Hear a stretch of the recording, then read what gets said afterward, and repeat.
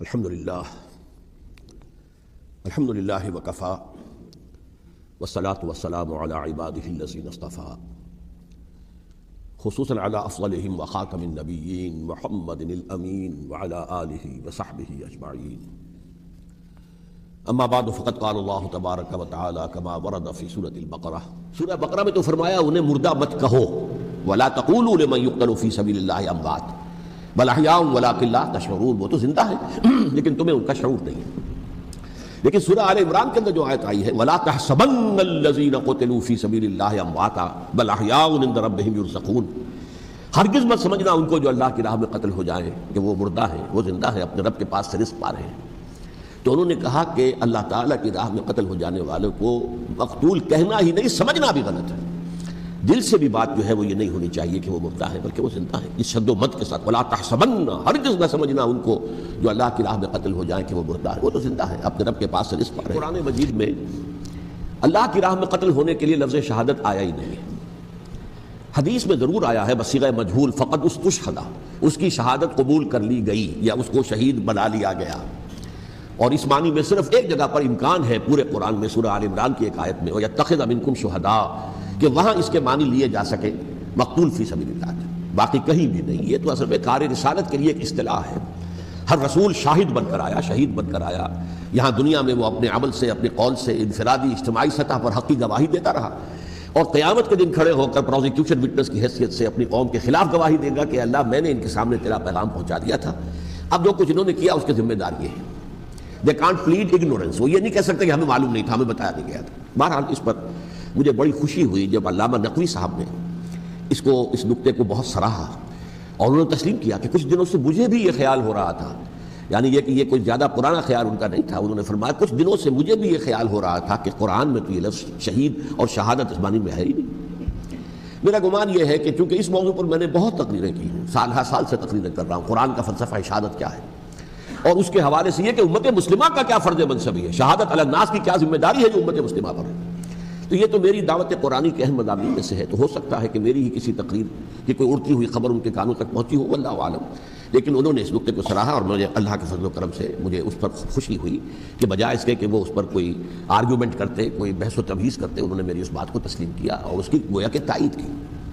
پھر میں نے عرض کیا کہ جہاں تک خلفائے ثلاثہ کی شہادت کا اور شہادت حسین یا سانحہ کربلا رضی اللہ تعالیٰ عنہم اجمعین کا تعلق ہے، اصل میں اس کو نہیں سمجھ سکتے لوگ جب تک کہ ریولوشن اور کاؤنٹر ریولوشن کا فلسفہ سمجھ میں نہ آئے. جب کسی ملک میں، کسی خطہ ارضی میں کوئی انقلابی تحریک چل رہی ہوتی ہے، ظاہر بات ہے ابتدا میں تو انقلابی لوگ چند ہوتے ہیں، کمزور ہوتے ہیں، ضعیف ہوتے ہیں، ان سے کوئی خطرہ محسوس نہیں ہوتا. لیکن کشاکش کے دوران ایک وقت آ جاتا ہے کہ پھر جو مخالف انقلاب ہیں وہ یہ سمجھ بیٹھتے ہیں، سمجھ جاتے ہیں کہ اب ہماری پیش نہیں جا رہی، اب ہمارا بس نہیں چلے گا، لہذا سر جھکا دو. اسے پنجابی محاورے میں کہا جاتا نیوی پاؤ، اس وقت تو وقت کو گزارو. اب اس کے بعد پھر کوئی موقع ملا تو دیکھیں گے کہ اس انقلاب کو ہم انڈو کر سکیں، کاؤنٹر ریولوشنری موومنٹس. یہ اصل میں فلسفہ سمجھ میں نہ آئے اور ریولوشن کا فلسفہ سمجھ میں نہ آئے تو سیرت النبی سمجھ میں نہیں آ سکتا. منہج انقلاب نبوی میری کتاب ہے، اس کو پڑھیے تو سیرت کا وہ تجزیہ آپ کے سامنے آئے گا جو آپ کی آنکھیں کھول دے گا کہ سیرت کو ہم کیا سمجھتے رہے اور سیرت اصل میں ہے کیا. بہرحال یہ کاؤنٹر ریولوشنری موومنٹس تھیں کہ جب عرب میں حضور کو فیصلہ کن قوت حاصل ہو گئی تو جو بھی مخالفین تھے انہوں نے سر جھکا لیا، سرنڈر کیا، اسلام لے آئے، گویا کہ چھپ گئے اسلام کے لبادے میں. لیکن وہ تھے اسی اتاق میں کہ پھر کبھی موقع ملے تو پھر ہم اس نظام کو لہو بالا کر دیں، تلپٹ کر دیں. یہ رد عمل سب سے پہلے خود عرب کے اندر پیدا ہوا، کیونکہ مشرکین عرب کو جب سورہ توبہ کی پہلی 6 آیات نازل ہوئی ہیں جن میں الٹیمیٹم دے دیا گیا کہ اب کسی مشرک قبیلے سے کوئی معاہدہ اللہ کا اور اس کے رسول کا نہیں ہوگا، تمہیں 4 مہینے کی مہلت دی جا رہی ہے، یا ایمان لے آؤ اور یا تمہیں قتل کر دیا جائے گا. یہ بہت سخت آیات ہے قرآن کی، سورہ توبہ کی ابتدائی 6 آیات. اور حضرت علی رضی اللہ تعالیٰ عنہ کا کہنا یہ ہے کہ اس آپ کو معلوم ہے کہ مصحف میں یہ واحد صورت ہے جس سے پہلے بسم اللہ الرحمن الرحیم نہیں لکھی بھی آپ کو نظر آتی. باقی 113 صورتوں کے شروع میں بسم اللہ الرحمن الرحیم ہے. تو کیا وجہ ہے یہاں کیوں نہیں ہے؟ حضرت علی کا فرمانا ہے کہ یہ صورت تو تلوار ہاتھ میں لے کر اتری ہے، اور بسم اللہ الرحمن الرحیم میں اللہ تعالیٰ کے 2 اسماء ہیں، الرحمن الرحیم. یہ گویا کہ اس سے متضاد صورتحال ہے کہ اب تمہارے لیے آخری موقع ہے، یا ایمان لے آؤ اور یا قتل کر دیا جاؤ. اس میں ایک تیسری گنجائش خود بخود نکلتی تھی، یا یہ ملک چھوڑ کر چلے جاؤ، اور ایسا بہت سے لوگوں نے کیا بھی، لیکن اکثر لوگوں نے گردن چکائی. لیکن رد عمل ظاہر ہوا. ایک تو مرتدین کھڑے ہو گئے جنہوں نے نئی نبوتوں کو مان لیا. ایک مانعین زکوٰۃ کھڑے ہو گئے کہ ہم زکوٰۃ تمہیں نہیں دیں گے۔ یہ رد عمل تھا مشرک عرب کا، مشرکین عرب کا۔ اور حضرت ابو بکر رضی اللہ تعالیٰ عنہ کے دفتر فضائل کا یہ بڑا اہم باب ہے۔ ود این آئرن فسٹ، حالانکہ وہ بہت رقیق القلب، کمزور ضعیف الجسہ انسان تھے، لیکن یہ کہ عظیمت کوہ ہمالیہ جو ہے ان کے اندر ظاہر ہوئی ہے۔ ود این آئرن فسٹ انہوں نے ان ساری جو رد عمل کی جو تحریکیں تھیں انہیں کچل کر رکھ لی، اور پھر پورے عرب کو گویا کہ اثر نو اس میں اسلام کے نظام کو کنسالیڈیٹ کر کے حضرت عمر کے حوالے کر دیا رضی اللہ تعالیٰ عنہ۔ حضرت عمر کے زمانے میں جو جنگیں ہوئیں اس میں سلطنت روما جو ہے، جو اس وقت کی دو سپر پاورز تھیں، سلطنت روما قیصر روم، ہیراکلیس ہرقل تھا اس وقت کا جو رومی جو قیصر روم تھا، حکمران تھا، شہنشاہ تھا، اور دوسری طرف ایرانی مملکت تھی، خسرو پرویز تھا۔ لیکن یہ کہ عیسائیت کے ساتھ اسلام کا اس طرح کا تصادم نہیں ہوا تھا حضور کے زمانے میں، بلکہ نجاشی رحمۃ اللہ علیہ نے تو مسلمانوں کو پناہ دی تھی۔ مقوقس پیٹریارٹ جو تھے اس کے الیگزینڈریا کے، انہوں نے حضور کے جو نامہ مبارک گیا تھا اس کا بہت اکرام کیا، تکریم کی، تحفے بھیجے حضور کی خدمت میں۔ ہرقل نے بھی کوشش کی تھی کسی طریقے سے، جیسے کوئی 250 برس پہلے یا 300 برس پہلے، 300 برس پہلے جیسے کانسٹنٹائن جو ایمپرر تھا روم کا، اس نے عیسائیت قبول کی تھی اور ساری سلطنت عیسائی ہو گئی تھی، لہذا اس کی سلطنت باقی رہی، اس کی حکومت باقی رہی۔ اسی طرح ہم سب مسلمان ہو جائیں، لیکن اس میں وہ ناکام ہو گیا۔ لیکن یہ کہ کوئی اس نے کنفرنٹیشن نہیں کی حضور سے۔ البتہ ایران کا معاملہ یہ تھا کہ اس کے پرخچے اڑ گئے۔ اس نے حضور کے نامہ مبارک کو چاک کیا تھا، حضور نے فرمایا جب اطلاع ملی کہ اس نے اپنی سلطنت کو چاک کر دیا ہے، اس کے ٹکڑے کر دیے۔ بہرحال وہاں رد عمل شدید تھا، اور ایرانی جان لیجئے کہ ان کے اندر بہت اسٹرانگ نیشنلزم ہے، آج بھی ہے اسٹرانگ نیشنلزم، لہذا ان کے ہاں رد عمل شدید تھا۔ ان کی تو سلطنت ختم ہو گئی، نسیہ منسیہ ہو گئی، وجود نہیں رہا۔ لہذا وہاں سے جو کاؤنٹر ریولوشن شروع ہوا ہے وہ پھر ہرمزان جو ایک بہت بڑا جرنیل تھا، اس نے بڑی عیاری کے ساتھ اپنی جان بچائی تھی۔ یہ بڑا دلچسپ واقعہ ہے کہ وہ یعنی کنڈمڈ تھا اسلامی حکومت کی طرف سے، خلافت کی طرف سے، کہ وہ جہاں بھی پایا جائے اس کو قتل کرنا ہے۔ حضرت عمر کی عدالت میں لا کے پیش کیا گیا۔ حضرت عمر نے کہا یہ واجب القتل ہے، قتل کر دو۔ اس نے کہا اچھا مجھے ذرا پانی پلا دیجیے۔ حضرت عمر نے فرمایا ٹھیک ہے بھائی پانی لاؤ، پانی دے دو۔ پانی کا کٹورا کہ مجھے پہلے ضمانت دیجیے کہ جب تک میں یہ پانی نہ پی لوں مجھے قتل نہیں کیا جائے گا۔ ہاں ہمارا وعدہ ہے۔ اس نے وہ کٹورا پھینک دیا پانی کا، کرو مجھے قتل کیسے کرو گے، میں نے وہ پانی تو نہیں پیا۔ اس سے اپنے آپ کو بچایا اس نے۔ بہرحال آپ اختلاف کر سکتے ہیں کہ حضرت عمر کو اس عذر کو قبول نہیں کرنا چاہیے تھا، لیکن بہرحال ان کی اپنی مروت اور شرافت تھی کہ اپنے وعدے کا پاس کیا۔ اس کی سازش سے ابو لولو فیروز اس نے حضرت عمر کو شہید کیا۔ یہ گویا کہ دوسری کاؤنٹر ریولوشنری موومنٹ تھی۔ انہوں نے یہ سمجھا تھا کہ یہ ساری چکی جو چل رہی ہے، جیسے چکی کی ایک کلی ہوتی ہے، وہ کلی جگہ سے ہٹ جائے تو چکی کیسے چلے گی؟ یہی بات حضرت علی نے فرمائی تھی حضرت عمر سے رضی اللہ تعالی عنہما۔ جب شام کے محاذ پر کچھ پسپائی سی ہو رہی تھی تو حضرت عمر نے ارادہ کیا میں خود جاؤں گا محاذ پر اور کمانڈ کروں گا۔ حضرت علی رضی اللہ تعالیٰ عنہ نے فرمایا کہ نہیں امیر المومنین آپ مت جائیں، چکی اسی وقت تک چلتی ہے جب تک کہ کلی گڑی ہوئی، آپ کلی ہیں اس وقت اس نظام کی جس کے گرد یہ اسلام کی چکی گھوم رہی، آپ مت جائیں۔ لہذا حضرت عمر نے ان کی بات مانی، اس قدر صائب مشورہ تھا جو دیا تھا۔ بہرحال انہوں نے یہ سمجھا تھا کہ عمر ہی کے بل پر چل رہا ہے یہ سب کچھ، لہذا عمر کو پیچھے ہٹا دینے سب بیٹھ جائے گا۔ لیکن ظاہر بات ہے کہ محمد رسول اللہ کی بنائی ہوئی عمارت صلی اللہ علیہ وسلم اتنی کمزور نہیں تھی۔ اس کے بعد حضرت عمر کے انتقال کے بعد حضرت عثمان کا انتخاب ہوا، اور حضرت عثمان کے بھی 10 سال پہلے جو ہے وہ بالکل حضرت عمر کی جو دور خلافت ہے اس کے بالکل مشابہ ہے، مماثل۔ ہمارے دنوں میں یہ تصور بٹھا دیا گیا کہ سارے 12 سال شاید فتنہ ہی فتنہ رہا، فساد ہی فساد رہا، دنگا رہا، لڑائی رہی۔ نہیں، 10 سال پورا امن، اور جس طریقے سے فتوحات کا سیلاب حضرت عمر کے زمانے میں جا رہا تھا اسی طریقے سے حضرت عثمان کے 10 سالوں کے دوران گیا۔ آخری 2 سالوں میں ایک فتنہ اٹھا ہے، یہ فتنہ کیا ہے اس کو سمجھ لیجیے۔ مذاہب کی جو 3 سے کنفرنٹیشن ہوئی تھی، ایک تو یہ کہ مملکتوں میں سے مملکت ہرقل، مملکت روم، مملکت ایران۔ رومی سلطنت کی 2 ٹانگیں مسلمانوں نے توڑ دی، شمالی افریقہ سے نکال دیا، مغربی ایشیا سے نکال دیا، لیکن یورپ میں وہ قائم تھا، اس کی سلطنت تھی۔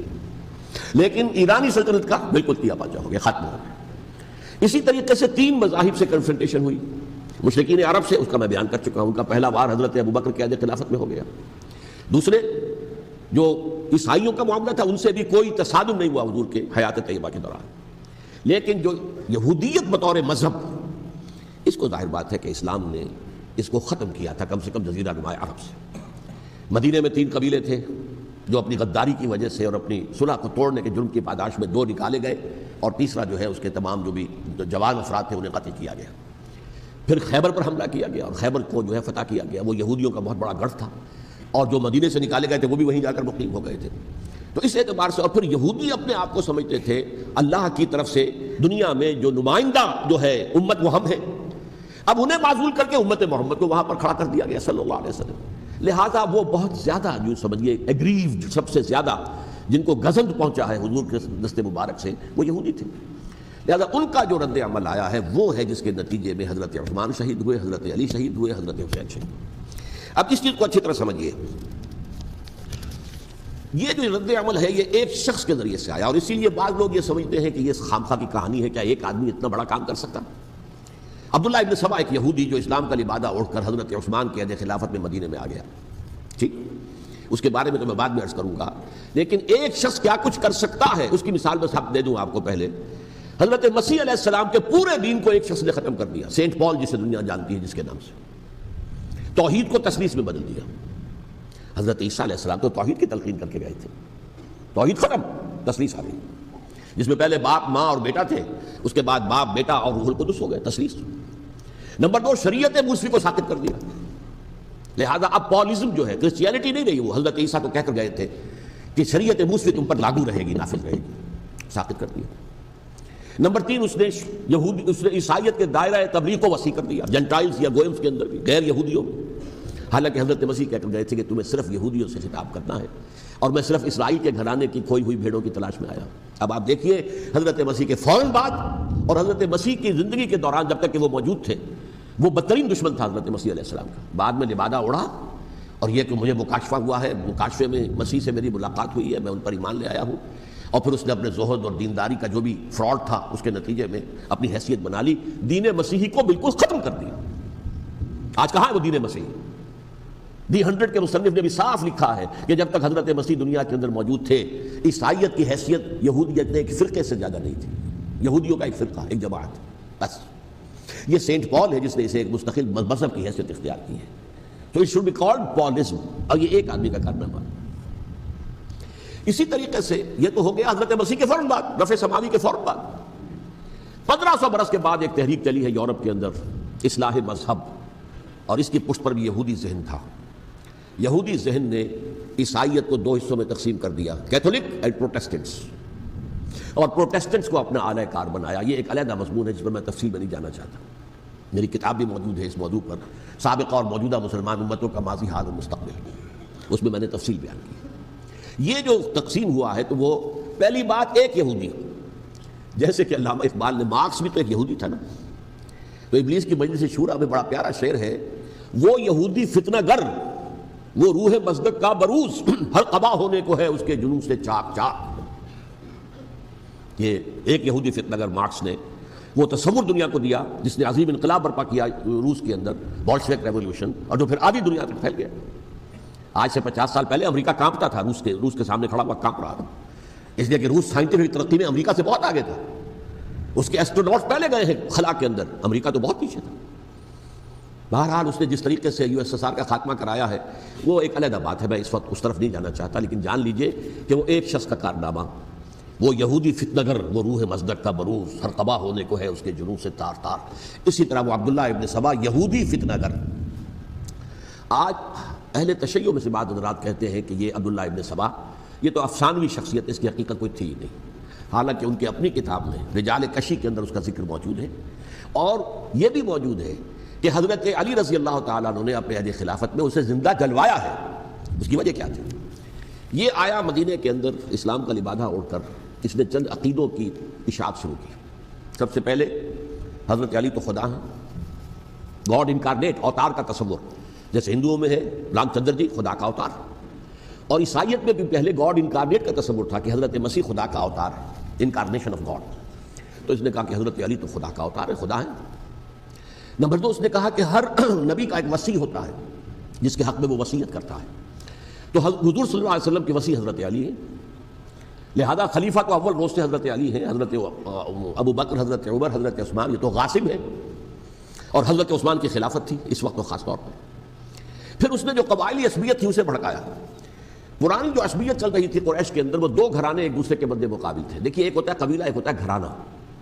ہمارے پنجاب میں ایک قبیلہ ہے وٹو قبیلہ، اس کے گھرانے بہت سے، مانے کے، لالے کے، سجے کے، شامت کے، یعنی کوئی لالا تھا ان میں سے بڑا، ان کے بیٹے ہو گئے لالے کے، ان کی اولاد، خاندان یہ کہلاتے ہیں۔ قبیلہ ایک، یہ وٹو قبیلہ، تو قبیلہ تھا قریش، اس میں گھرانے بہت تھے، بنو ہاشم، بنو امیہ، بنو تیم، بنو عدی، یہ بہت سے گھرانے تھے۔ تو چوٹی کے دو گھرانے جو تھے وہ بنو ہاشم اور بنو امیہ، ان کے درمیان چپلش تھی، مقابلہ، مسابقت، اور یہ مسابقت فی الخیر بھی ہوتی تھی۔ اگر انہوں نے غریبوں کو کھانے کھلائے ہیں تو ہم ان سے بڑھ کر کھلائیں گے، اگر وہ حاجیوں کی خدمت کرتے ہیں تو ہم ان سے بڑھ کر کریں گے۔ تو ان کے اندر یہ مسابقت فی الخیر بھی تھی، لیکن چپلش تھی کہ کوئی ہم سے آگے نہ نکل جائے، وہ سمجھتا تھا وہ آگے نہ نکل جائے۔ اس شخص نے اس پرانی عصبیت کو تازہ کیا کہ حضور تو بنو ہاشم میں سے تھے، لہذا خلافت حق ہے بنو ہاشم کا، یہ غاصب ہے۔ اس سے پہلے دو خلفاء جو تھے وہ نہ بنو ہاشم سے تھے نہ بنو امیہ سے تھے۔ حضرت ابوبکر بنو تیم میں سے تھے، چھوٹا قبیلہ تھا۔ حضرت عمر بنی عدی میں سے تھے، وہ بھی چھوٹا قبیلہ تھا۔ یہ حضرت عثمان پہلے خلیفہ جو بنو امیہ میں سے تھے، جن کی پرانی چپکلش بنو ہاشم سے تھی، اب اس کو موقع مل گیا کہ پرانی قبائلی عصبیت کو بھڑکائے۔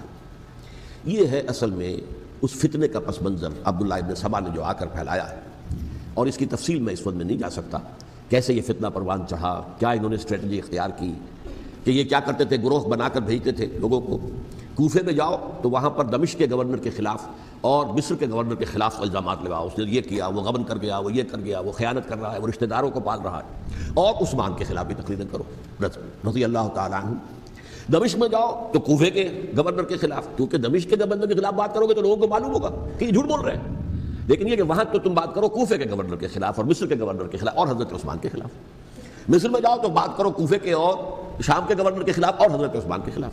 یہ انہوں نے ایسا اٹھایا، اور اس زمانے میں آپ کو معلوم ہے ذرائع رسل و رسائی تھے نہیں، نہ اس فتنے کی پتہ چل سکا جب تک کہ وہ فتنہ جو ہے پوری طرح برگ و بار لا کر تلاور درخت نہیں بن گیا۔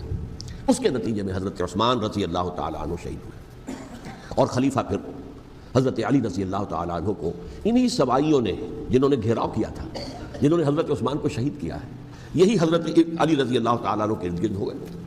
اور حضرت علی رضی اللہ تعالیٰ عنہ بھی نہیں چاہتے تھے خلافت کی بیعت لینا، لیکن آخر کیا کرتے؟ کیا وہ امت کو بغیر خلیفہ کے چھوڑ دیتے؟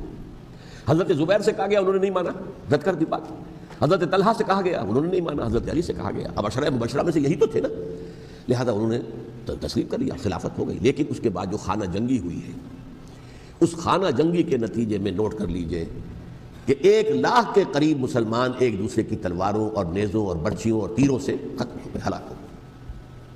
یہ ہماری تاریخ کا تاریک ترین باب ہے۔ 5 سال، 4.5 سال حضرت علی کی خلافت کے اور 6 مہینے حضرت حسن کی خلافت کے رضی اللہ تعالیٰ عنہ۔ اس سے کیا ہوا کہ ایک طرف تو اسلام کی جو توسیع ہو رہی تھی، تھمتا نہ تھا کسی سے سیل رواں ہمارا، وہ سیلاب رک گیا، انٹرنل سیبوٹاج ہو گئی نا، اب تو اندر ہی آپس ہی میں اگر دستوں گریبان ہو گئے تو باہر اب کیا توسیع کرتے ہیں، وہ توسیع کا عمل رک گیا۔ اور یوں سمجھیے کہ جیسے ٹرک اگر کبھی چل رہا ہو، بھرا ہوا ہو، لوڈڈ، اور وہ چڑھائی چڑھ رہا ہو، تو اگر کہیں موشن ٹوٹ جائے، ٹرک کو رکنا پڑے، تو ڈرائیور کے جان پر بن جاتی، اس لیے کہ اس کو دوبارہ سٹارٹ کرنا، اور جبکہ وہ چڑھائی پر ہے، انکلائن پر ہے، آسان کام نہیں ہوتا، خطرہ ہوتا ہے وہ پیچھے جو ہے وہ نہ جائے، اور پہاڑی علاقوں میں آپ کو معلوم ہے ذرا پیچھے چلے جانے کا مطلب جو ہے بہت خطرناک جو ہے نتیجہ نکل سکتا ہے۔ بہرحال حضرت علی رضی اللہ تعالیٰ عنہ نے اپنے خلافت میں ایک کام یہ کیا، اب اس کی کیا مصلحتیں تھیں یہ تو انہی کے علم میں ہوگا، ہم قیاس کر سکتے ہیں، میں اس میں نہیں جانا چاہتا۔ ابھی تک خلافت کا مرکز تھا مدینہ منورہ، حضرت ابوبکر، حضرت عمر، حضرت عثمان، وہیں جہاں حضور صلی اللہ علیہ وسلم رہے تھے اور جہاں پر کہ حضور مدفون تھے۔ لیکن حضرت علی نے اپنا مرکز جو ہے وہ کوفہ بنا دیا۔ اچھا، اس کی ایک ظاہری وجہ یہ سامنے آتی ہے کہ اسلام کا جو پھیلاؤ ہو گیا تھا، وہ سلطنت اتنی وسیع ہو گئی تھی کہ مدینہ منورہ بہت جنوب میں اور بڑے صحرا کو عبور کر کے جانا ہوتا تھا۔ کوفہ جبکہ ایسی مقام پر تھا کہ جہاں سے مشرقی راستہ جا رہا ہے ایران کو، عراق کے اندر تو ہے وہ شہر کوفہ، اور پھر ایران اور خراسان اور ہندوستان کو راستہ جا رہا ہے، وہیں سے شمال کی طرف جا رہا ہے، شام کی طرف اور ترکی کی طرف، اور وہاں سے پھر یہ کہ مغربی افریقہ کو بھی کنٹرول کرنا، جو شمالی افریقہ کو بھی آسان تھا۔ بہرحال حضرت علی نے کوفہ کو اپنا مرکز بنایا، اور نتیجہ یہ ہوا کہ سبائیوں کا بھی مرکز وہی بن گیا، کیونکہ انہوں نے اپنے آپ کو گردا گرد رکھا حضرت علی کے رضی اللہ تعالیٰ عنہ۔ اب ظاہر بات ہے کسی پرٹیکولر پرسن کے خلاف تو کوئی مقدمہ موجود تھا نہیں، بلکہ جب جنگ جمل ہو رہی تھی، ابھی جنگ نہیں ہوئی تھی، حضرت عائشہ، حضرت طلحہ، حضرت زبیر وہ لے کر آئے تھے لشکر اس مطالبے کے لیے کہ حضرت عثمان کے قاتلوں کو سزا دی جائے، قصاص لیا جائے۔ حضرت علی رضی اللہ تعالیٰ عنہ سے گفت و شنید ہو رہی تھی، حضرت علی جو ہے اس پر آمادہ ہو گئے کہ ٹھیک ہے، میں جو بھی قاتلین عثمان ہیں ان کو گرفتار کر کے سزا دوں گا۔ عین اسی وقت کوفے کی مسجد کے اندر جو ہے 10,000 کا مجمع کھڑا ہو گیا، ہم سب قاتل عثمان ہیں، لو ہم سے بدلہ کہاں سے لوگے. اور انہوں نے کیا کیا، جاتے ہی جنگ چھیڑ دی. جب چھڑ جائے تو یا مرو یا مارو، اس کے سلاوت کو چارہ کہاں ہوتا ہی نہیں. ایک رات میں 10,000 مسلمان شہید ہوئے، جن میں 2 عشرہ مبشرہ میں سے حضرت زبیر اور حضرت طلحہ رضی اللہ تعالیٰ. تو یہ صورت تھی، سبائیوں نے گھیراؤ کیا حضرت علی کا رضی اللہ تعالیٰ. حضرت معاویہ دعوے دار نہیں تھے خلافت کے، قطعاً نہیں. ان کا صرف ایک دعویٰ تھا، اور وہ یہ تھا کہ عثمان کے قاتلوں کو گرفتار کرو، یا خود سزا دو یا ہمارے حوالے کرو، ہم اس سے قصاص لیں گے. اس لیے کہ قبیلہ بنو امیہ کا تھا اور حضرت امیر معاویہ بنو امیہ میں سے، تو ایک خاندانی طور پر جو ہے ہم قصاص لیں گے ان سے جنہوں نے قتل کیا ہے حضرت عثمان کو. لیکن یہاں ظاہر بات ہے کہ حضرت علی رضی اللہ تعالیٰ عنہ کی طرف سے مطالبہ یہ ہوتا تھا تم پہلے میری بیعت کرو، میرے ہاتھ مضبوط کرو تاکہ میں ان کے خلاف کوئی اقدام کر سکوں. لیکن انہیں یہ اندازہ تھا کہ اگر میں نے بیعت کی تو ظاہر بات ہے کہ حضرت علی تک پہنچنے سے پہلے مجھے گردن اڑا دیں گے یہ لوگ، اس لیے کہ سبائی جو ہے وہ آپ کو گھیرے ہوئے. بہرحال ایک عجیب الجھاؤ، ایک ڈائلیما تھا جس کی وجہ سے یہ جنگ چلتی رہی. اور حضرت علی رضی اللہ تعالیٰ عنہ کو انہی کے شیعان علی ہی کے اندر سے وہ جماعت علیحدہ ہوئی تھی جس کو ہم خوارج کے نام سے جانتے ہیں، اور ایک خارجی ابن ملجم ہی نے حضرت علی کو شہید کیا رضی اللہ تعالیٰ عنہ. پھر حضرت حسن رضی اللہ تعالیٰ عنہ، اب دیکھیے کس قدر صحیح بات تھی جو حضرت علی رضی اللہ تعالیٰ عنہ نے فرمائی جب ان سے کہا گیا کہ کیا ہم آپ کے بیٹے حسن کے ہاتھ پر بیعت کر لیں رضی اللہ تعالیٰ عنہ. فرمایا نہ میں تمہیں اس کا حکم دیتا ہوں نہ میں اس سے روکتا ہوں، یہ تمہارا معاملہ ہے. امرہم شورا بینہم، تم اپنے باہمی مشورے سے جو فیصلہ کرو گے ٹھیک ہے، میں نہ حکم دیتا ہوں نہ روکتا ہوں. اس کا کیا مطلب ہے؟ باپ کے بعد بیٹے کی خلافت ہرگز حرام نہیں ہے، ورنہ کہتے کیسے ہو سکتا میرا بیٹا؟ نہیں، یہ نہیں کہا. حضرت عمر سے بھی کہا گیا تھا کہ اپنے بیٹے کو نامزد کر دیں، عبداللہ ابن عمر کو، تو انہوں نے جواب میں کیا کہا؟ اسے تو طلاق دینی بھی نہیں آتی. انہوں نے اپنی کسی زوجہ کو طلاق دی تھی اور اس میں جو صحیح ترین طریقہ ہے وہ اختیار نہیں کیا تھا. انہیں طلاق دینے تک نہیں آتی تو میں اسے خلیفہ بنا دوں. یہ نہیں کہا تھا کہ باپ کے بعد بیٹا خلیفہ نہیں ہو سکتا، یہ تو نہیں تھا، کہیں حرام نہیں ہے، نہ کتاب و سنت میں، نہ کوئی حدیث ہے، نہ کہیں قرآن مجید میں. تو حضرت علی نے بھی فرمایا رضی اللہ تعالیٰ، نہ میں روکتا ہوں نہ حکم دیتا ہوں، یہ تمہارا اپنا معاملہ ہے. بہرحال حضرت حسن رضی اللہ تعالیٰ عنہ نے حضرت امیر معاویہ سے صلح کر لی، خلافت ان کے سپرد کر دی. دیکھیے میں حضرت ابوبکر، حضرت عمر، حضرت عثمان، حضرت علی کے ساتھ حضرت حسن کے دور خلافت کو بھی خلافت راشدہ میں سے سمجھتا ہوں. اور تبھی 30 سال پورے ہوتے ہیں اس حدیث کے مطابق کہ حضور نے فرمایا خلافت 30 برس رہے گی پھر ملوکیت آ جائے گی. تو حضرت حسن کا بہت بڑا کارنامہ یہ ہے کہ اس خانہ جنگی کا دروازہ بند کر دیا. اور یہ پیشن گوئی تھی حضور کی صلی اللہ علیہ وسلم حضرت حسن کو. جب بچے تھے حضور کے انتقال سے پہلے، میرا یہ بیٹا مسلمانوں کے 2 گروہوں میں صلح کرائے گا، یہ حضور کی پیشن گوئی تھی. اور وہ پیشن گوئی حضرت حسن کے علم میں بھی ہوگی یقیناً. بہرحال انہوں نے صلح کی حضرت امیر معاویہ کے ساتھ رضی اللہ تعالیٰ عنہ، خلافت ان کے حوالے کر دی اور کچھ شرائط تھیں طے ہو گئی. اللہ خیر صلی اللہ. حضور کی تو یہ پیشن گوئی جو ہے صحیح ثابت ہوئی کہ میرا یہ بیٹا مسلمانوں کے 2 بڑے گروہوں کے درمیان صلح کرا دے گا. اور سبائیوں نے انہیں تانے دیے، یا عار المومنین، اے مومنوں کے لیے موجب عار، موجب شرم، تم نے بزدلی دکھائی ہے، تم نے امیر معاویہ کو خلیفہ تسلیم کر لیا، تم نے بزدلی دکھائی. معاذ اللہ ثم معاذ اللہ ثم معاذ اللہ. اب میں کچھ باتیں حضرت امیر معاویہ کے بارے میں کہنا چاہتا ہوں، اس لیے کہ وہاں اس میں نے حضرت معاویہ کے بارے میں یہ تو بہت شدت کے ساتھ کہا تھا، اور میں اب بھی اس پر قائم ہوں اور پوری طریقے سے قائم ہوں. میرا مستقل موقف یہی ہے کہ حضرت معاویہ رضی اللہ تعالیٰ عنہ کے دور خلافت کو ہم خلافت راشدہ میں شامل نہیں سمجھتے، اہل سنت میں سے کوئی بھی نہیں سمجھتا. لیکن اس کے ساتھ میں نے حضرت امیر معاویہ کے کچھ مناقب بھی بیان کیے تھے تاکہ پلڑا جو ہے ترازو کا اس کے دونوں پلڑے سامنے آ جائیں. لیکن یہ وہ حصہ میرے اس بیان کا نکال دیا گیا، ختم کر دیا گیا. یہ میں نہیں جانتا کہ اس میں کیا مصلحت دیکھی گئی ہے. اس میں تو کسی کے لیے کوئی معاملہ ایسا نہیں تھا کسی کے جذبات کو جو ہے وہ ٹھیس پہنچانے والا، کیونکہ میں نے کہا وہ خلیفہ راشد نہیں تھے، صاف میں نے کہا، بلکہ وہ دور ملوکیت کا آغاز ان سے ہو گیا ہے. بلکہ جب ایک صاحب نے یہ کہا کہ کربلا کے بعد سے دور ملوکیت آ رہی تھی، تو میں نے کہا نہیں جناب، دور ملوکیت تو 20 سال پہلے پوری ہو چکی تھی، شروع ہو چکی تھی. حضرت امیر معاویہ کے بھی 20 سال جو ہے وہ دور ملوکیت میں شمار ہیں. انہیں کسرا العرب بھی کہا گیا، عرب کے کسرا جو شہنشاہ ایران کا خطاب تھا، حضرت معاویہ رضی اللہ تعالیٰ عنہ کو کسرا العرب کہا گیا، عرب کا کسرا یہ. لیکن دوسری طرف یہ ہے کہ وہ صحابی رسول ہیں رضی اللہ تعالیٰ، حضور کے برادر نسبتی بھی ہیں، حضور کے سالے ہیں. ان کی ہمشیرہ ام حبیبہ حضور کی زوجہ محترمہ ہیں، ام المومنین ہیں، ام حبیبہ رضی اللہ تعالیٰ عنہ. پھر کس قدر معتمد علیہ تھے حضور کے کہ کاتبان وحی میں شامل تھے، وحی کی کتابت کرنے والے چند لوگ تھے جنہیں کہ حضور کہتے تھے کہ اب یہ آیت لکھ لو. ان میں سے ایک امیر معاویہ بھی رضی اللہ تعالیٰ. تو بڑے توازن کی ضرورت ہے. دیکھیے صحابہ کرام کا جہاں تک تعلق ہے، اہل سنت کا موقف یہ ہے کہ صحابہ تو کلہم عدول، صحابہ سب کے سب نیک نیت ہیں اور ان کی روایت جو ہے قبول کی جائے گی، رد نہیں کی جائے گی، ان پر کوئی جرح و تعدیل نہیں ہوگی، اس لیے کہ ان کا تزکیہ محمد رسول اللہ صلی اللہ علیہ وسلم نے کیا تھا۔ لہذا یہ تو ہو سکتا ہے کہ کسی صحابی سے کوئی خطا ہو جائے، لیکن وہ خطا اجتہادی ہوگی، نیت کی خطا نہیں ہوگی، نیت کی غلطی نہیں ہوگی۔ اگر کسی صحابی کی نیت پر حملہ کیا جائے تو یہ اصل میں طعن ہے، حملہ ہے حضور پر کہ وہ تربیت دے نہیں سکے اپنے ساتھیوں کو، معاذ اللہ ثم معاذ اللہ ثم معاذ اللہ، وہ تزکیہ کر ہی نہیں سکے۔ 3 جگہ جو قرآن میں آیا ہے یتلو علیہم آیاتہ ویزکیہم، تو کیا تزکیہ کیا؟ اگر ان کے قریب ترین ساتھی جو تھے، اگر ان کے اندر بھی بدنیتی تھی اور دنیا کی طلب تھی اور دنیا کے اندر اقتدار حاصل کرنے کا جذبہ تھا، تو پھر کیا تزکیہ کیا؟ معاذ اللہ ثم معاذ اللہ۔ لہذا صحابہ سب کے سب عدول ہیں اور ان سے اختلاف ممکن ہے، لیکن ان کی نیت پر حملہ نہیں ہو سکتا۔ تو حضرت امیر معاویہ کی شخصیت ایک چیز ہے، آپ کا دور خلافت دوسری چیز ہے۔ شخصیت کے اعتبار سے صحابی رسول ہیں، برادر نسبتی ہیں حضور کے صلی اللہ علیہ وسلم، اور پھر یہ کہ اس قدر معتمد علیہ ہے صحابہ میں سے کہ وہ کاتبان وحی، یہ عام آدمی کے کرنے کا کام نہیں تھا جو وحی کی کتابت کرے، اللہ کے کلام کی۔ البتہ یہ ہے کہ جیسا کہ میں نے عرض کیا، ان کا دور خلافت راشدہ نہیں ہے، وہ ملوکیت کا دور ہے۔ یہ میں نے جیسا کہ عرض کیا، میں نے ایک صاحب نے جب یہ کہا کہ ملوکیت شروع ہو رہی تھی، میں نے کہا شروع نہیں ہو رہی تھی، ملوکیت تو 20 سال پہلے شروع ہو چکی تھی۔ اسی طریقے سے ایک صاحب نے کہا تھا کہ اسلام کو قائم کرنے کے لیے حضرت حسین میدان میں آئے، میں نے کہا یہ بھی غلط ہے، اسلام تو 60 سال پہلے قائم ہو چکا تھا، نبی اکرم صلی اللہ علیہ وسلم کے دستے مبارک سے اسلام قائم ہو گیا، جعل الحق وزهق الباطل ان الباطل کان زهوقا، پھر 30 برس تک وہ کامل شکل کے اندر قائم رہا۔ تو اسلام جو ہے وہ جو ہے در حقیقت اب قائم کرنے والی بات نہیں تھی، البتہ اس کے اندر زوال شروع ہو گیا تھا، اس زوال کے عمل کو روکنے کے لیے حضرت حسین میدان میں آئے۔ یہ چیز کو صحیح تاریخی پرسپیکٹو میں رکھنا، تو جس طرح سے دین کو قائم کرنے کے لیے دیکھیے، قائم تو کیا محمد رسول اللہ صلی اللہ علیہ وسلم والذین معہ رضی اللہ تعالیٰ عنہ، انہوں نے کیا تھا۔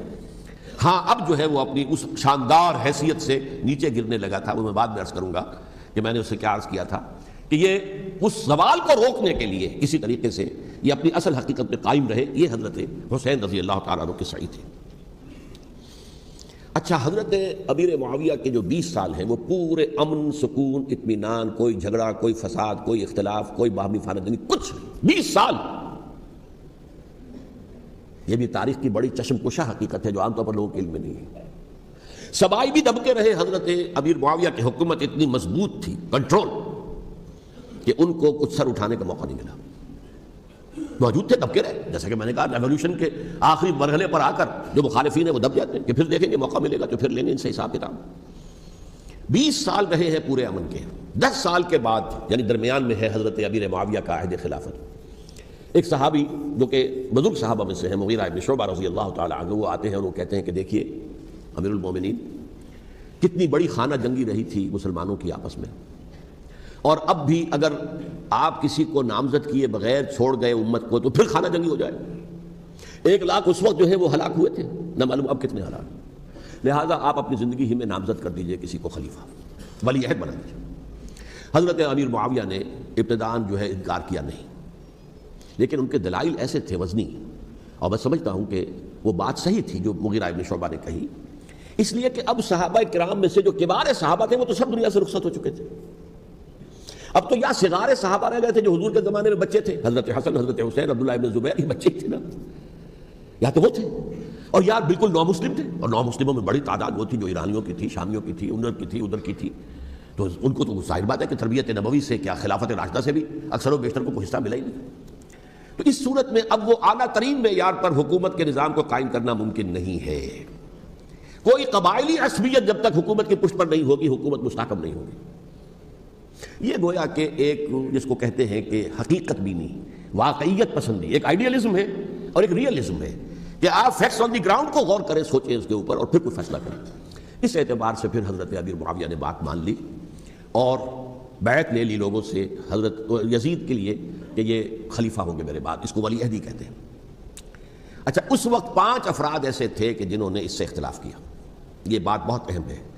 میرا کتاب چاہے سانحہ کربلا، اس کے کچھ نسخے آج یہاں ہوں گے، آپ لوگ پڑھیے اسے غور سے اور پھیلائیے تاکہ حقیقت سامنے آئے۔ 5 افراد کون تھے جو ہونے چاہیے؟ ابو بکر فوت ہو گئے، ان کے بیٹے عبد الرحمن ابن ابی بکر۔ عمر فوت ہو گئے، ان کے بیٹے عبداللہ ابن عمر۔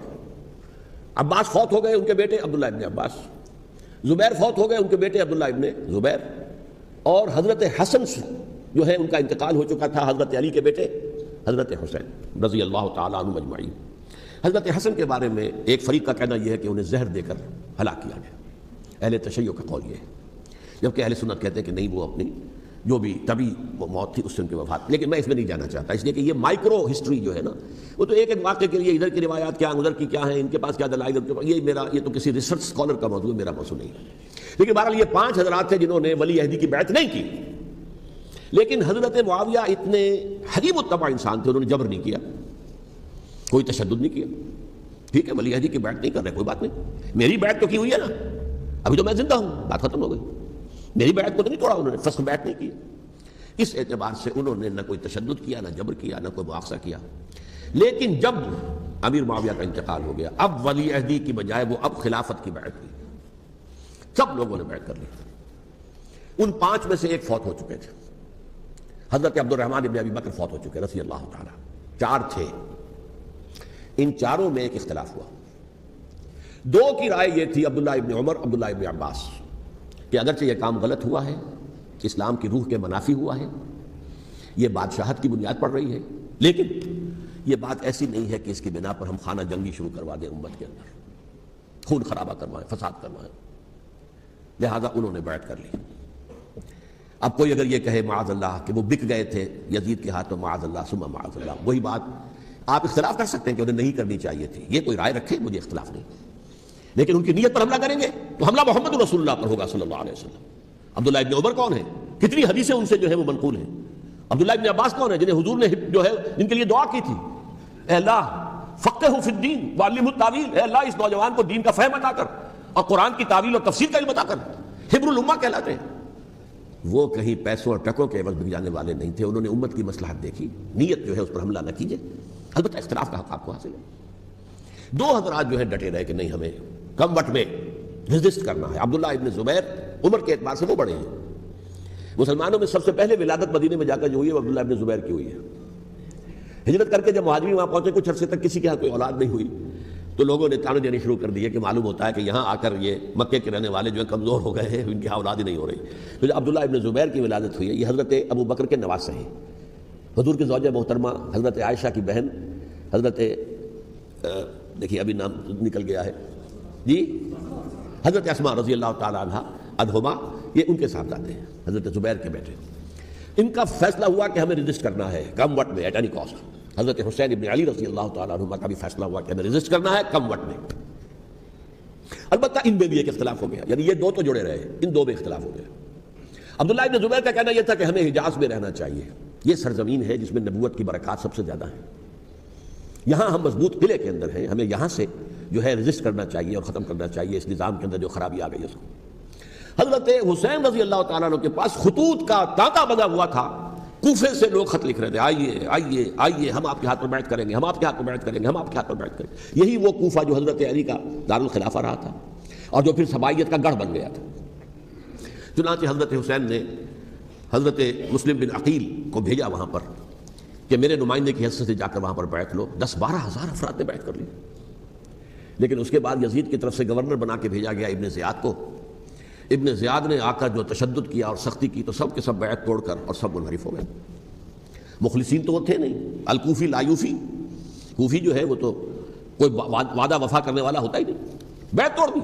فمن نقص فانما ينقص على نفسه، بیعت کے بعد بیعت توڑ دینا بہت بڑا گناہ ہے، توڑ دی. ادھر اطلاع مل گئی حضرت حسین کو، چل چکے تھے وہ راستے میں تھے کہ وہاں تو مسلم بن عقیل شہید ہو گئے اور سب لوگوں نے بیعت توڑ دی. اب واپس جانا چاہتے تھے لیکن مسلم بن عقیل کے بیٹے جو ہے اڑ گئے. یہ عرب کی اپنی ایک جو ہے پرانی ان کی حمیت اور ان کا قبائلی نظام کہ اب ہم اپنے والد کے خون کا قصاص لیے بغیر نہیں جائیں گے.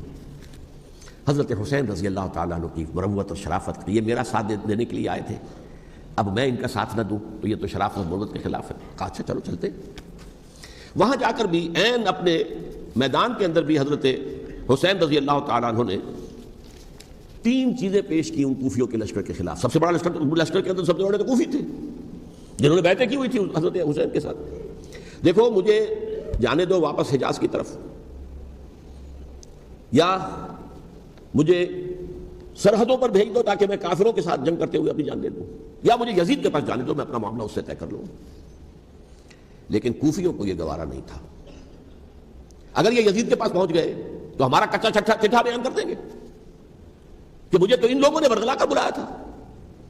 اس لیے کہ دیکھیے حضرت امیر معاویہ کے 20 سالوں کے دوران میں بتا چکا ہوں ان کی حکومت اتنی مستحکم تھی کہ اس کے خلاف کوئی فتنہ اٹھانا ممکن نہیں تھا.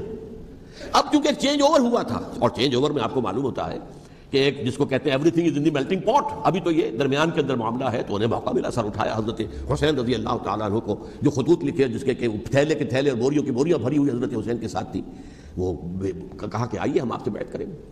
انہوں نے نہیں مانا. اور اصل میں حضرت حسین کے قاتل وہ کوفی ہیں، وہ بزدل، وہ منافق، جنہوں نے بیعت کر کے بیعت توڑی. اور اب وہ آ گئے کہ اگر یہ حسین رضی اللہ تعالیٰ عنہ بچ کر کہیں یزید کے پاس پہنچ گئے تو پھر ہمارا کچا چٹھا جو ہے وہ سامنے آ جائے گا اور ہماری پھر شامت آ جائے گی. لہذا انہوں نے قتل کیا حضرت حسین کو رضی اللہ تعالیٰ.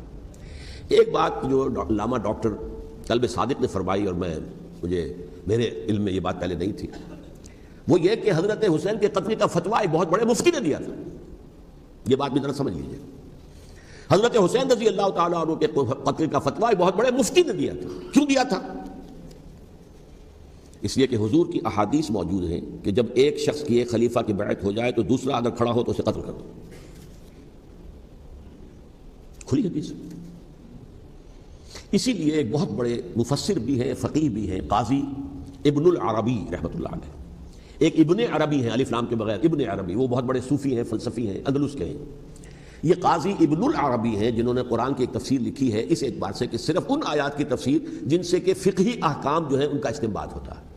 یہ 2 تفسیریں اس طور سے لکھی گئی ہیں قرآن مجید کی. احکام القرآن ان کا نام ہے دونوں کا، جن میں سے ایک جو ہے قاضی ابن العربی کی ہے. ان کا ایک جملہ نقل ہوتا ہے، قتل الحسین بسیف جدہ، حسین قتل ہو گئے اپنے ہی نانا کی تلوار سے.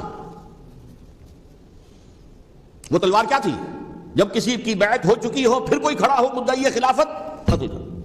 میرے نزدیک حضرت حسین مدعی خلافت نہیں تھے. یہ بات اس وقت سامنے لوگوں کے نہیں آئی، بلکہ حکومت نے یہ باور کرا دیا کہ یہ تو باغی ہے، یہ مدعی ہے خلافت کے. انہوں نے تو دعویٰ نہیں کیا خلافت، وہ تو صرف اس عمل کو روکنے کے لیے میدان میں آئے تھے. اور اس بات کو اچھی طرح سمجھ لیجئے کہ اس وقت تک یہ جو تصور آج ہمارے پاس ہے کہ ریاست علیحدہ ہے، حکومت علیحدہ ہے، state of Pakistan, we are loyal to the state of Pakistan, ہم ریاست پاکستان کے وفادار ہیں، گورنمنٹ آف پاکستان کے وفادار نہیں ہے. We are not loyal to the government. Government تو کبھی بے نظیر کی تھی، ہم اس کے خلاف تحریک چلا رہے تھے، یا کبھی کسی اور کی تھی اس کے خلاف تحریک چل رہی ہے، یا کبھی ضیاء الحق کی تھی اس کے خلاف تحریک چل رہی ہے. گورنمنٹ کو بدلنا تو عوام کا حق ہے. آج اس وقت نہیں تھا، اس وقت ریاست اور حکومت کا کوئی فرق نہیں تھا. لہذا جو حکومت سے اختلاف کرے گویا کہ باغی ہے. یہ ہے اصل میں وہ پیچیدہ مسئلہ کہ کیوں کسی مفتی نے فتویٰ دے دیا. اس لیے کہ اس وقت تک ریاست اور حکومت کا فرق واضح نہیں تھا دنیا پر. یہ تو ابھی کوئی 100-150 سال کی بات ہے کہ آج ہمارا جو پولیٹیکل سائنس کا ایولیوشن ہوا ہے وہ اسٹیج تک پہنچ گیا ہے کہ اسٹیٹ علیحدہ ہے، حکومت علیحدہ ہے. حکومت تو اسٹیٹ کے 3 آرگنز میں سے ایک آرگن ہے. ایڈمنسٹریشن حکومت کی ہے، جوڈیشری ہے اور لیجسلیچر ہے. 3 آرگنز ہیں بڑے بڑے، ان میں سے ایک ہے. تو حکومت کو بدلنا تو عوام کا حق ہے، چاہے وہ ووٹ کے ذریعے بدلیں چاہے ایجیٹیشن. اگر پورا من ایجیٹیشن ہے اس سے حکومت کو بدلنے کا حق حاصل ہے دستوری طور پر ہر اعتبار سے. اس وقت یہ نہیں تھا. لہذا صورتحال یہ بن گئی کہ حکومت وقت نے باور کرا دیا مسلمانوں کو. ورنہ سوچئے نواسۂ رسول کو قتل کرنا کوئی آسان کام تھا. آخر سب کلمہ گو تھے کہ نہیں تھے؟ کلمہ گو تو تھے نا، اور حضور سے عقیدت اور محبت میں کبھی. لیکن یہ کہ فتویٰ اگر ایک بہت بڑے مفتی کا، جو کہ حضرت علامہ ڈاکٹر قلب صادق صاحب نے فرمایا، مجھے اس مفتی کا نام بھی معلوم نہیں، کہ ایک مفتی ہی کا فتویٰ تھا وہ، جس کے بنا پر اب ان لوگوں نے حضرت حسین کو قتل کیا. اور یہی وجہ ہے کہ انہوں نے پھر خیموں کو بھی آگ لگا دی. وائی حالانکہ دیکھیے اگر دشمنی کا انتقام ہوتا تو حضرت علی بن حسین جو بیمار تھے، جو بعد میں زین العابدین رحمۃ اللہ علیہ کے نام سے، پھر یہ اہل تشیع کے چوتھے امام معصوم ہیں، حضرت علی، حضرت حسن، حضرت حسین، اور پھر حضرت علی بن حسین زین العابدین رحمۃ اللہ علیہ. کیا ان کو بھی قتل کرتے تھے؟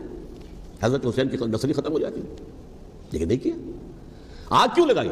آگ اس لیے لگائی کہ وہ جو ڈاکومنٹری پروف ہے ہماری غداری کا یزید کے خلاف حضرت حسین کو جو ہم نے دعوت دی، وہ جو ڈاکومنٹری پروف خطوط کی شکل میں موجود ہے وہ ختم ہو جائے، ڈسٹرائے ہو جائے. اس کے لیے انہوں نے خیموں میں آگ لگائی. بہرحال یہ ہے تاریخی پس منظر. یہ اسی سبائی فتنے کا تسلسل ہے جس نے سب سے پہلے حضرت عثمان کی جان لی رضی اللہ تعالیٰ عنہ.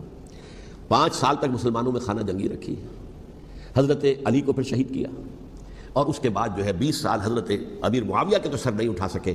لیکن پھر جب ایک چینج اوور ہو رہا تھا تو اس وقت انہوں نے موقع غنیمت سمجھا کہ اب کھڑے ہو جاؤ اور اب دوبارہ ایک فتنہ جو ہے اس کو امت کے اندر پیدا کر دو.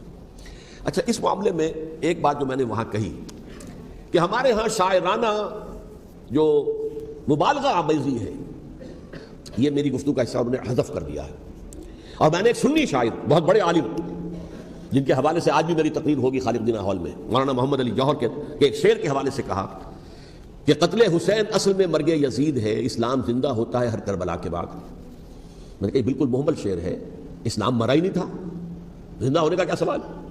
اور اگر کسی درجے میں مزمحل یا زخمی ہوا تھا تو وہ تو رہا، کربلا کے بعد بھی رہا، یزید کی حکومت بھی رہی، بنو امیہ کی حکومت بھی چلی، وہ تبدیلی تو نہیں آئی. یہ کیا کہہ رہے ہیں اسلام زندہ ہوتا ہے کربلا کے بعد؟ میں نے کہا اسلام مرا نہیں تھا. جیسے میں نے یہ کہا کہ ملوکیت جو ہے وہ اب شروع نہیں ہوئی، ملوکیت تو 20 برس پہلے شروع ہو چکی تھی حضرت امیر معاویہ کے. لیکن ظاہر بات ہے کہ حضرت حسن نے، حضرت حسین نے اس کو قبول کیا، اور حضرت حسین نے تو پھر 10 سال تک ولی عہدی جو تھی چاہے بیعت نہیں کی لیکن اس کے خلاف میدان میں آ کر چیلنج تو نہیں کیا. اس اعتبار سے یہ معاملہ جو ہے اسلام زندہ ہوتا ہے کربلا کے بعد، یہ بے تکی بات ہے. ہاں حضرت شاہ اسماعیل شہید رحمۃ اللہ علیہ کی اگر میں تشبیہ کو، تمثیل کو سامنے رکھوں تو اسلام کی عمارت 6 منزلہ ہے، 6ٹھی منزل ٹاپ کی وہ گر گئی، 5 منزلیں انٹیکٹ تھیں، اسلام مرا نہیں تھا. عدالت میں شریعت کے مطابق فیصلے ہو رہے تھے، قاضی تھے، مفتی تھے، شریعت نافذ تھی، اسلام کہاں مرا تھا. جبکہ خود کہہ رہے ہیں علامہ قلب صادق کے ایک مفتی کے فتوے سے حضرت حسین کو قتل کیا گیا. اب وہ مفتی کی رائے، اس کی بدنیتی ہو، جو بھی ہو وہ جانے، اللہ جانے، لیکن عام مسلمان کیا کریں. اس پہلو سے اسلام مرا نہیں تھا. ہاں ایک منزل گر گئی تھی، وہ گری نہیں، 1000 برس تک گری نہیں، یہاں تک کہ آ کر مغربی امپیریلزم نے اس کے گرایا، ملوکیت کا معاملہ ختم کیا اور وہ جبرین ملوکیت دوسری آ گئی. ورنہ وہی بادشاہی چلی ہے. بلکہ دور بنو امیہ میں وہ بادشاہی پوری طرح اس نے بالوں پر نہیں نکالے تھے، اصل بالوں پر تو اس نے نکالے ہیں دور بنو عباس میں لا کر. اور پھر سلاطین جو ہے ترک، جو ترک خلفاء ہے، ان کا بھی بادشاہت تھی اور کیا تھا، وہ خلافت تو نہیں تھی. تو یہ تو اسلام میں جو بھی نقص واقع ہو گیا تھا، کبھی واقع ہو گئی تھی، وہ جو کی تو برقرار رہی. اس کو بھی تسلیم کیا. میں اللہ کا شکر ادا کر کے کہتا ہوں کہ دونوں حضرات، دونوں شیعہ دانشور اور بڑی اعلیٰ سطح کے جو شیعہ عالم تھے، انہوں نے اس بات کو تسلیم کیا اور میری اس بات کو چیلنج نہیں کیا.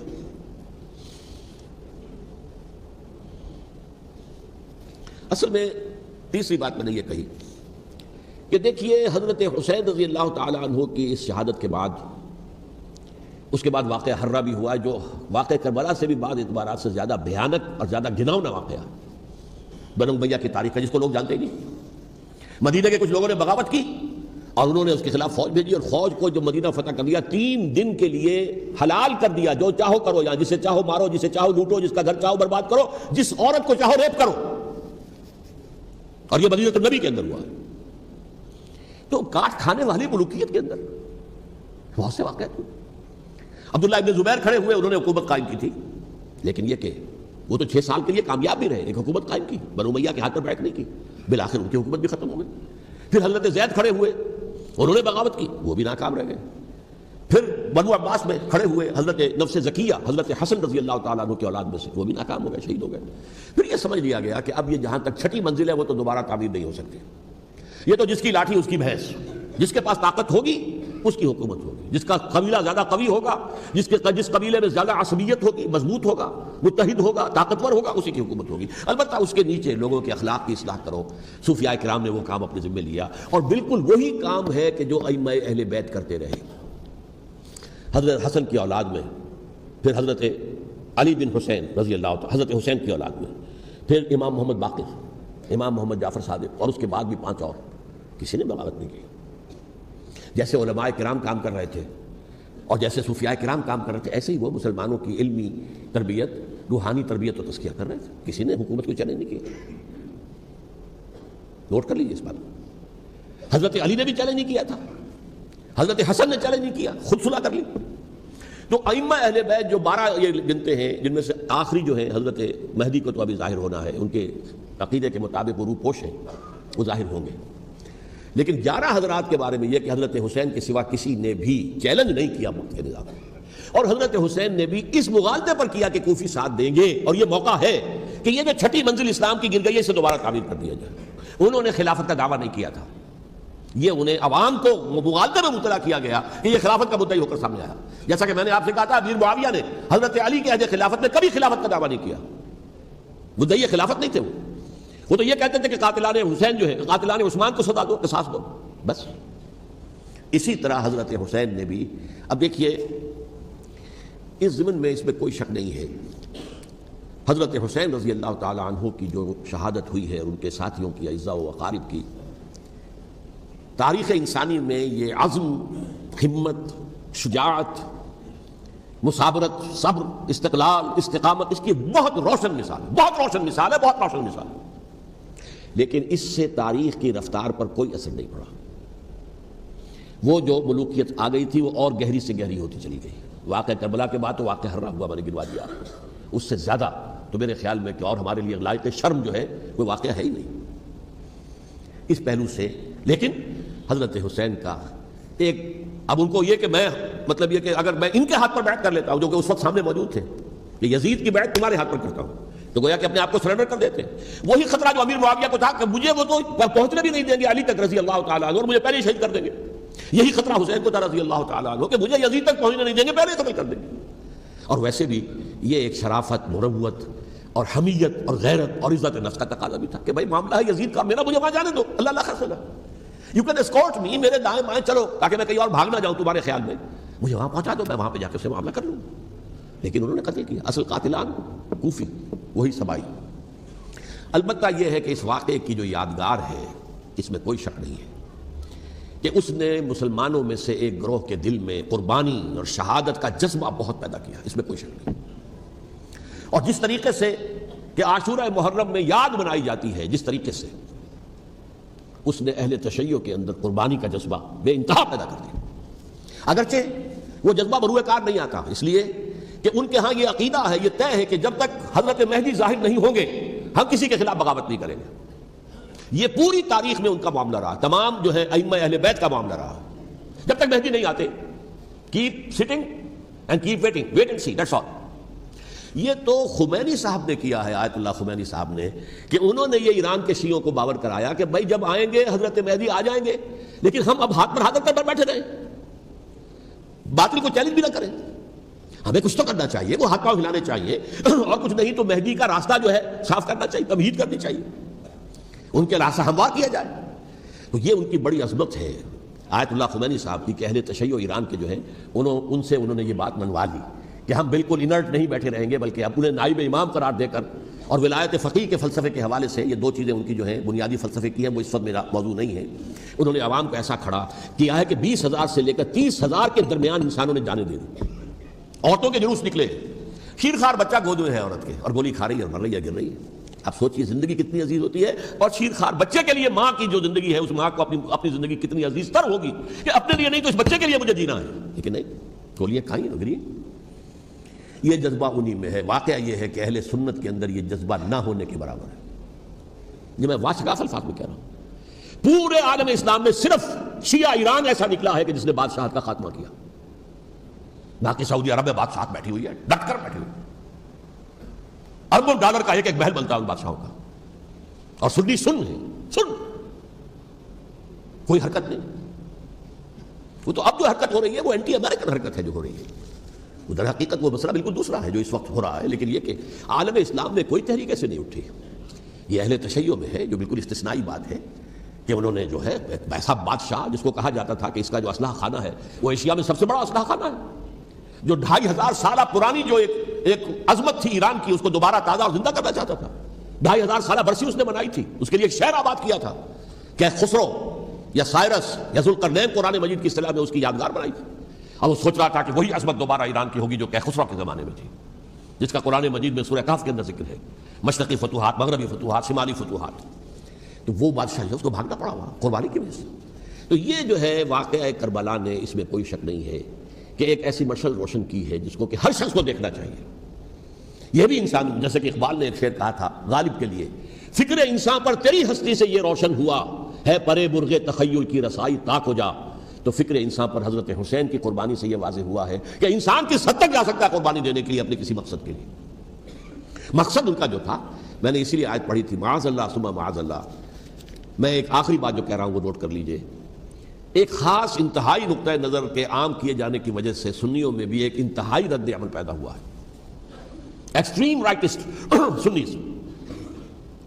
اگر ایک طرف سے حملہ کیا گیا ہے حضرت عثمان کی نیت پر، ان کو خیانت کا الزام لگایا گیا، ان پر اقربا پروری کا الزام لگایا گیا، حضرت ابو موسیٰ شریف پر خیانت اور غداری کا الزام لگایا گیا، یہ ساری چیزیں اگر صحابہ کرام کے اوپر ہوئی ہیں امیر معاویہ پر، امیر اور عمرو بن العاص پر. تو جواب میں کچھ لوگ کھڑے ہو گئے. حضرت علی وہ اقتدار کے طالب تھے، معاذ اللہ ثم معاذ اللہ ثم معاذ اللہ. یہ اہل سنت کا موقف نہیں ہے. حضرت حسین اقتدار کے طالب تھے، ہرگز نہیں ہرگز نہیں ہرگز نہیں. وہی اصول جو میں نے بتایا تھا سب کے لیے لاگو رہے گا. وہ امیر معاویہ کے لیے ہے تو حضرت علی کے لیے بھی، حضرت حسین کے لیے بھی ہے. کہ نیک نیت ہے، آپ ان کی کسی رائے سے اختلاف کر سکتے ہیں لیکن ان کی نیت پر حملہ نہیں کریں گے. نیت پر حملہ کریں گے آپ کا ایمان بالرسالت جو ہے وہ مجروح ہو جانا. یہ رسول کے ساتھ بھی ہے. رسول نے کیا تزکیہ کیا، یتلو علیہم آیاتہ ویزکیہم، اس کا سارا عمل محمد کا کیا ہوا صلی اللہ علیہ وسلم. تو صحابی کے معاملے میں یہ ہمارے ہاں ان کو اہل سنت جو ہیں جو معتدل مزاج کے، اکثریت ان کی، یہ تو چند لوگ ہیں ذرا قلم چلا لیتے ہیں تو ان کی بہت سی کچھ چھوٹی چھوٹی کتابیں بھی شائع ہو گئی ہیں بہت، لیکن انہیں اہل سنت نے قرار دیا ناسبی یا خارجی. جیسے خوارج نے کہا تھا حضرت علی بھی کافر ہیں اور حضرت ابی معاویہ بھی کافر ہیں، حضرت عمرو بن العاص بھی کافر ہیں، معاذ اللہ ثم معاذ اللہ. ایسے ہی کچھ لوگ حضرت حسین پر بھی الزام لگاتے ہیں کہ اقتدار کی ہوس اور طلب کے اندر انہوں نے یہ سارا سفر کیا تھا اور بس یہ ہے کہ وہ جو بازی تھی وہ ہار گئے. اللہ اللہ صلی اللہ، اس سے آگے کیا ہے معاملہ؟ نہیں، معاذ اللہ ثم معاذ اللہ. اس لیے میں نے آیت آج جو پڑھی تھی ایک اور جو بہت بظاہر آپ کو معلوم ہوئی ہوگی، غیر متعلق ہے میرے آج کے عنوان سے. تلک الدار الآخرۃ نجعلھا للذین لا یریدون علوا فی الارض ولا فسادا. یہ سورہ قصص کی آخری آیات میں سے. دیکھو یہ آخرت کا گھر جو ہے وہ ہم خاص کر دیں گے ان لوگوں کے لیے جو اس زمین میں اپنے اقتدار کے طالب نہیں ہوتے. زمین میں اقتدار کے طالب ہوگے فساد ہو جائے گا. تم بھی طالب، میں بھی طالب، جھگڑا ہوگا، لڑائی ہوگی، دنگا ہوگا، فساد ہوگا. تلک الدار الآخرۃ نجعلھا للذین لا یریدون علوا فی الارض ولا فسادا. جو لوگ زمین میں اپنے اقتدار کے طالب اور اس کے نتیجے میں فساد پیدا کرنے والے نہیں ہیں ان کے لیے ہم نے آخرت کا گھر خاص کیا ہے. والعاقبۃ للمتقین، اور عاقبت جو ہے، انجام کار، آخرت جو ہے وہ تو متقیوں کے لیے ہے. اسی میں آئیں گے سب صحابہ کرام، خواہ وہ حضرت علی ہیں رضی اللہ تعالیٰ عنہ، اور خواہ وہ حضرت امیر معاویہ ہیں، حضرت عثمان ہیں رضی اللہ تعالیٰ عنہما، خواہ حضرت حسن ہیں، حضرت حسین ہیں رضی اللہ تعالیٰ عنہما، خواہ عبداللہ ابن زبیر ہیں، خواہ عبداللہ ابن عباس ہیں، خواہ عبداللہ ابن عمر ہیں رضی اللہ تعالیٰ عنہم اجمعین. اس اصول کو سامنے رکھ کر اختلاف آپ کر سکتے ہیں کسی سے بھی، لیکن کسی کی نیت پر حملہ کریں گے تو اصل میں آپ کا ایمان بالرسالت مجروح ہو جائے گا. علی کو نبی اکرم صلی اللہ علیہ وسلم نے اپنا نائب بنا کر چھوڑا تھا جب غزوہ تبوک میں جا رہے تھے مدینے میں. حضرت علی نے کہا کہ مجھے آپ عورتوں کے ساتھ بٹھا کے جا رہے ہیں. فرمایا تمہارا مقام میرے ساتھ وہی ہے جو موسیٰ کے ساتھ ہارون کا تھا. ہارون کو چھوڑ کر گئے تھے نا یہودیوں کے پاس جب گئے تھے تورات لینے کے لیے، تو تمہارا وہی مقام ہے میرے ساتھ. یہ حضرت علی ہے رضی اللہ، ان کے بارے میں میرا، ان کی کیا عظمت میری نگاہ میں. تو یہ 3 کتابچے ہیں، مجھے نہیں معلوم تیسرا یہاں ہے یا نہیں ہے. بہرحال آپ لوگوں کو ریکمینڈ کر رہا ہوں کہ ان کا مطالعہ کریں. اب یہ کہ آخری بات یہ کہ اصل ہمارے کرنے کا کام کیا ہے. دیکھیے کیوں نہیں کیا کسی نے بھی خروج کا معاملہ میں واضح کر چکا ہوں، بغاوت نہیں کی. کیوں؟ ایک تو ریاست اور حکومت میں فرق نہیں تھا. ذرا کھڑا ہو اور وہ باغی قرار پائیں گے، واجب القتل ہو جائیں گے، فتوے کی زد میں آ جائے، یہ معاملہ تھا. اور دوسرے یہ کہ عمارت پوری گری نہیں تھی، ایک منزل گری تھی نا. آج ہم کہاں کھڑے ہیں؟ پوری عمارت گری ہوئی ہے. نہ شرعی عدالتیں ہیں، نہ شرعی فیصلے ہیں، نہ احکام الہی نافذ ہیں، نہ حدود اور قصاص کے معاملات، کچھ بھی نہیں. ہمارا فرض کیا ہے؟ حضرت حسین کی مدح کرتے رہیے، تعریف کرتے رہیے، صحابہ کرام کی مدح کرتے رہیے، مدح صحابہ، اس کے لیے مجلسیں قائم ہو رہی. بھائی کر کیا رہے ہو؟ تھے تو آبا وہ تمہارے ہی، مگر تم کیا ہو؟ ہاتھ پر ہاتھ دھرے منتظر فردا ہو. تلک امۃ قد خلت لہا ما کسبت ولکم ما کسبتم. وہ تو ایک امت تھی جو چلی گئی، اللہ کے ہاں پہنچ گئے. جو کچھ انہوں نے کمایا وہ ان کے لیے، تمہارے لیے نہیں ہے. تمہارے لیے وہ ہوگا جو تم کماؤ گے. ہمارے لیے راستہ اب یہی ہے کہ خلافت راشدہ کے مکمل نظام کو اثر نو قائم کرنے کے لیے منہج انقلاب نبوی کو اختیار کریں. میری کتاب اس پر، کیسٹس اس پر، آڈیو کیسٹس، ویڈیو کیسٹس، سی ڈیز، نہ معلوم ڈی وی ڈی، سب کچھ موجود ہے. سیرت النبی پر تو میں عرض کر چکا ہوں. فلسفہ سیرت النبی سمجھنا ہے تو میری کتاب پڑھیے، ورنہ سیرت النبی آپ پڑھ لیں گے، واقعات معلوم ہو جائیں گے، فلسفہ سیرت سامنے نہیں آئے گا. اس کا آپ مطالعہ کریں گے میری کتاب سے. اور دوسرے یہ کہ یہ خلافت قائم کرنے کے لیے جو جد و جہد ہم کر رہے ہیں، تحریک خلافت پاکستان جس کا میں داعی ہوں ادنا سا، وہ تنظیم نہیں ہے، میں اس کا امیر نہیں، وہ ایک تحریک ہے. جیسے تحریک پاکستان کہلاتی تھی، جس کی تنظیم تھی مسلم لیگ، پارٹی کا نام مسلم لیگ تھا، لیکن تحریک پاکستان. اس طرح تحریک خلافت پاکستان وہ ہم نے چلائی ہے تنظیم اسلامی کے تحت. یہ خلافت جب پہلی چلی تھی آج سے 84 سال قبل، نومبر 1921 میں خالد دینا ہال میں وہ مقدمہ چلا تھا، جس کے نتیجے میں بڑے بڑے جو لیڈر تھے ہمارے، مولانا محمد علی جوہر اور مولانا حسین مدنی اور مولانا ابوالکلام آزاد، ان سب کو 2 سال کی قید کی سزا سنائی گئی تھی. بغاوت، مقدمہ بغاوت، یہ خالد دینا ہال. اسی میں سن 91 یا 92 میں میں نے 3 دن تقریریں کی تھیں، جن میں آج سے پھر میں 3 تقریریں کرنے والا ہوں، ایک آج شام کو، ایک کل شام کو رات 9 بجے، آج بھی کل بھی، ایک پرسوں اتوار کی صبح کو 10 بجے ہے کیا 11 بجے۔ تو ان میں آپ حضرات شرکت فرمائیں تاکہ اصل جو ہمارے کرنے کا کام ہے، تاریخ کو بھی سمجھنا چاہیے، تاریخ کے عوامل کیا ہیں، کیا پس پردہ عوامل کار فرما تھے، کیا کسی شے کی اصل حقیقت ہے، وہ سمجھنا چاہیے۔ لیکن یہ ہے کہ اس اعتبار سے میں نے جب یہ لفظ استعمال کیا تھا اس مذاکرے میں، لپ سروس، کہ یہ ہم صرف لپ سروس کرتے رہے، مدح کے بیان کرتے رہے، منقبت بیان کرتے رہے، حضور کی نعتیں کہتے رہے، تو اس سے تو بات نہیں بنے گی جب تک کہ وہ فرض منصبی شہادت علی الناس کا جو ہمارے ذمے ہے بحیثیت امت محمد صلی اللہ علیہ وسلم اس کو ادا نہ کرے۔ مجھے خوشی ہے کہ اس کی بھی تائید دونوں حضرات نے کی، ہاں یہ لپ سروس کا معاملہ ہے۔ اللہ تعالیٰ حضرت حسین کے نقش قدم پر چلتے ہوئے، بلکہ اصل میں تو ہمارے لیے اسوہ رسول ہے محمد صلی اللہ علیہ وسلم کا، اس پر چلتے ہوئے ہم پاکستان میں اسلام کا نظام خلافت قائم کرنے کی جدوجہد کریں۔ اقول قولی ھذا واستغفر اللہ لی ولکم ولسائر المسلمین والمسلمات۔